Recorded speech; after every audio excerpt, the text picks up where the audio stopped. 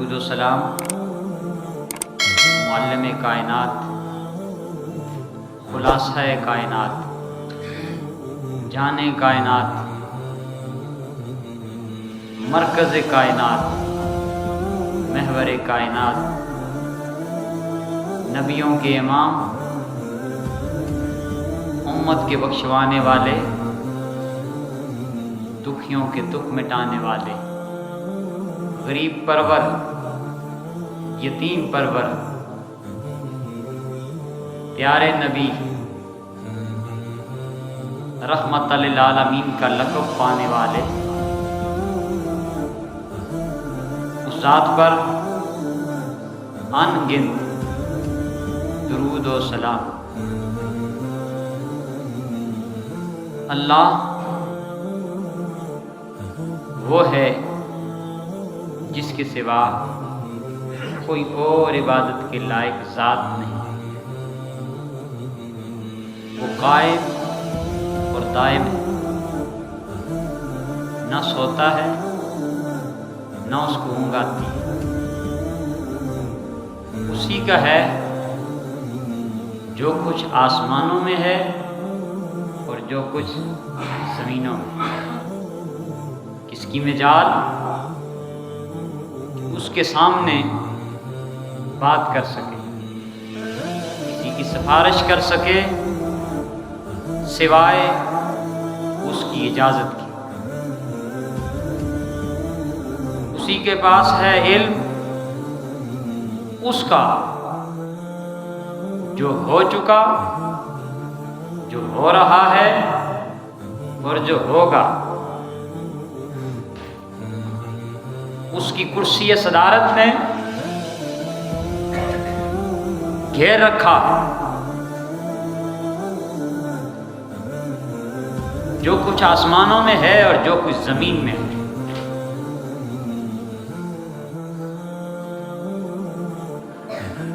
اور وہ اتنا عظیم اور طاقتور رب ہے،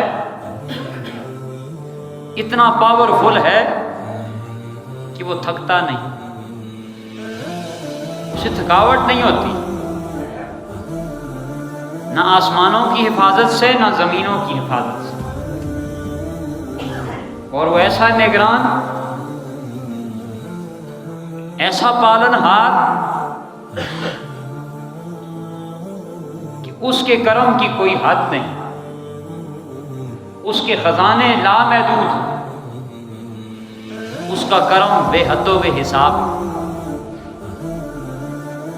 وہ رب ارشاد فرماتا ہے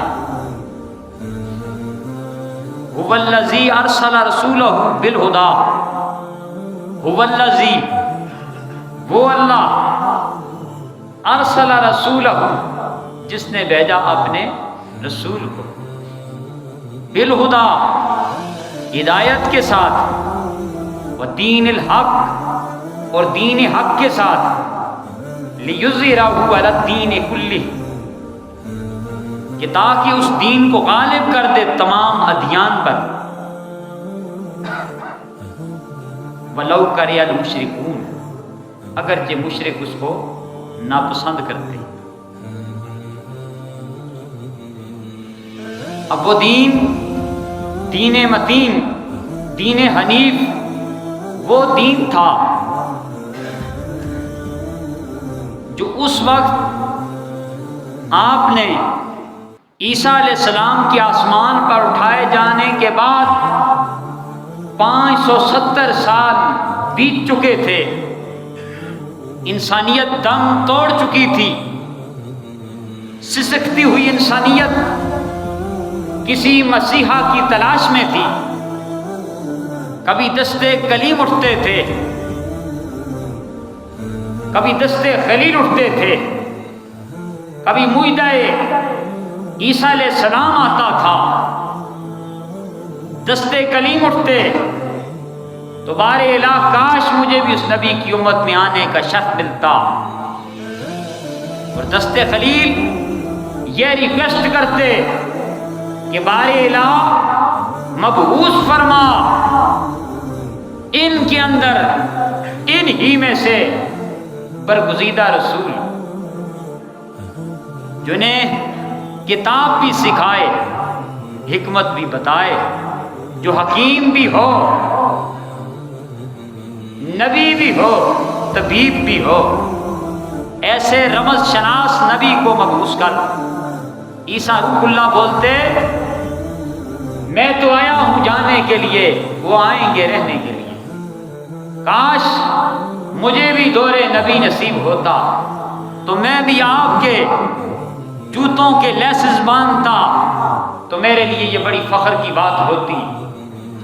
عیسیٰ روح اللہ کی دعا تو شرف قبولیت کو پہنچی ہے، ان کا نزول بھی ہوگا اس مسجد میں جسے بیت المقدس کہا جاتا ہے، جس پر آج اغیار نے اپنا تسلط جما رکھا ہے، لیکن انہیں علم نہیں کہ میرے آقا نے فرمایا کہ جس طرح اول میں آیا تھا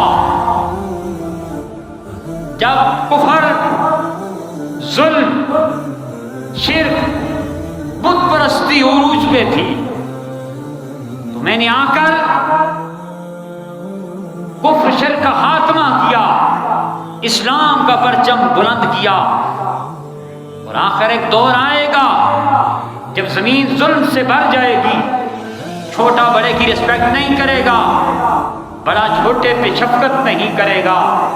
اس وقت میری آل سے، حسن و حسین سے ایک سید زادہ امام مہدی جلوہ گر ہوں گے، جو آئیں گے اور آ کر 7 سال، 8 سال، 9 سال خلافت پر متمکن رہیں گے، اور پھر آسمان سے بارش برسے گی، زمین اپنے خزانے نکال دے گی، اور ایک بار پھر دنیا میں اسلام کا غلبہ ہوگا، غلبہ حق کا پرچم بلند ہوگا۔ لیکن یہ اس وقت ہوگا جب زمین ظلم سے بھر جائے گی، جب ہر طرف ظلم و ستم ہوگا۔ اس وقت میری آل میں سے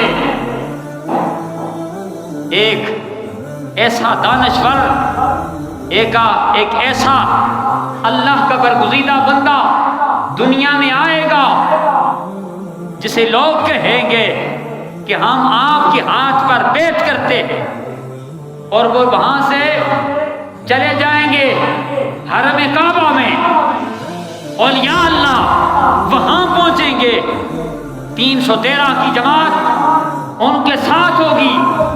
یہ ایسے عظیم سپوت ہوں گے جن کے سامنے یہود و نصارا دم توڑ دیں گے۔ وہ وقت قریب ہے، وہ وقت نزدیک ہے، اور وہ کون ہوں گے؟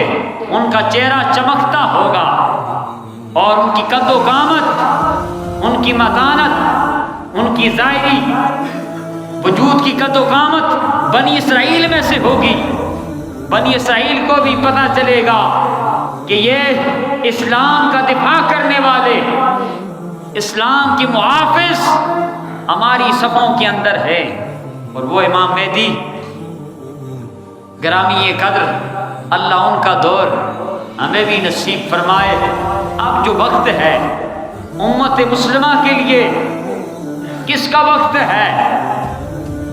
اپنے دلوں میں، خون میں، روح میں، بدن میں امت مسلمہ کا درد لے لو، اور یہ سمجھو کہ ہم مسلمان ہیں۔ ہمیں یہ ایسی زندگی چاہیے جیسی زندگی مالک تو پسند کرتا ہے۔ ہم دنیا کے لیے نہیں جیتے، ہم جیتے ہیں تو تیری رضا کے لیے جیتے ہیں۔ ہمارا دل، ہماری جان، ہمارا مال، ہمارا وطن فلسطین کے مسلمانوں کے لیے قربان ہے۔ وہ مسلمان ہمارے بھائی ہے، ہمارا خون ہے۔ آج وہ طاغوتی طاقتیں ایک پلیٹ فارم پہ یکجا ہے، اور امت مسلمہ پارا پارا کیوں ہے؟ اس کی وجہ یہ ہے کہ امت مسلمہ کی نگاہوں میں دنیا ہے، مادیت پرستی ہے، انفرادی فائدہ ہے، حکومت وقت ہے، یہ ظاہری نفع کو دیکھتے ہیں، انہیں وہ پتہ نہیں کہ جب اس دنیا سے چلے گئے تو اپنے پیارے آقا کو کیا منہ دکھائیں گے کہ ہم کیسے آئے، ہمارا آنا کیسا ہوا۔ اس لیے احباب ذی وقار اپنے اپنے اپنے حصے کا دیا روشن کرو، چراغ جلاؤ۔ کچھ نہیں کر سکتے، اتنا تو ضرور کہہ سکتے ہو کہ فلسطین کے مسلمانوں پہ ظلم ہے، زیادتی ہے، کشمیر کے مسلمانوں پہ ظلم ہے، اور بھی جتنی ریاستیں ہیں ان کے اوپر ظلم ہے۔ ظلم یہی نہیں ہوتا کہ جنگ کی جائے، نظریاتی ظلم بھی ہے، جان ظاہری مسلمانوں کی ہے اور دماغ انگریزوں کا ہے، سوچ نان مسلم کی ہے۔ انہوں نے مسلمانوں کے دماغوں کے اوپر تسلط جما رکھا ہے، مسلمانوں کے دماغ مفلوج کر رکھے ہیں۔ مسلمان ہوش کے ناخن نہیں لیتا، مسلمان اس طرف توجہ نہیں کرتا کہ غیر مسلم مسلمانوں کے کبھی دوست نہیں ہو سکتے۔ وہ جس روپ میں آئیں انہیں پہچاننا ہوگا، انہیں جاننا ہوگا اور اپنی صفوں میں اتحاد قائم کرنا ہوگا۔ اور دعا تو کرنی ہے، دعائیں تو مانگتے ہیں، دعا وہ ہوتی ہے جو دل سے نکلتی ہے، دعا تب قبول ہوتی ہے کہ ظاہری اسباب کو بروئے کار لایا جاتا ہے، تب دعائیں قبول ہوتی ہیں۔ اللہ پاک سے دعا کرتا ہوں کہ اللہ پاک ہمیں مسلمانوں کے ساتھ اس میں سلوک رکھنے کی توفیق عطا فرمائے۔ ہم مسلمانوں کے دلوں میں نفرت پیدا نہ کریں، مسلمانوں سے محبت کریں اور مساجد کو آباد کرو۔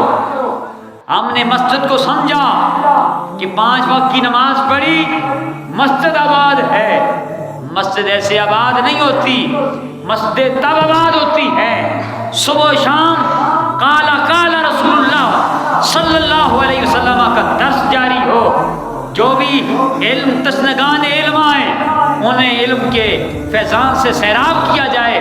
کسی کا معاشی مسئلہ ہو، معاشرتی ہو، ثقافتی ہو، علاقائی ہو، لسانی ہو، جغرافیائی ہو، اس مسئلے کا سلوشن دیا جائے، تب مسجد آباد ہوتی ہے۔ مسجد صرف اور صرف ہاتھ اٹھا کے باندھنا، اوپر نیچے ہو کر سجدے کر کے چلے جانا، یہ نماز نہیں ہے۔ نماز یہ ہے جب پڑھو تو پتہ چلے کہ میں پڑھتا کیا ہوں، بات کیا کرتا ہوں، کس سے کرتا ہوں۔ اتنے ڈوب کے نماز پڑھو کہ ساتھ والے نمازی کی خبر نہ رہے۔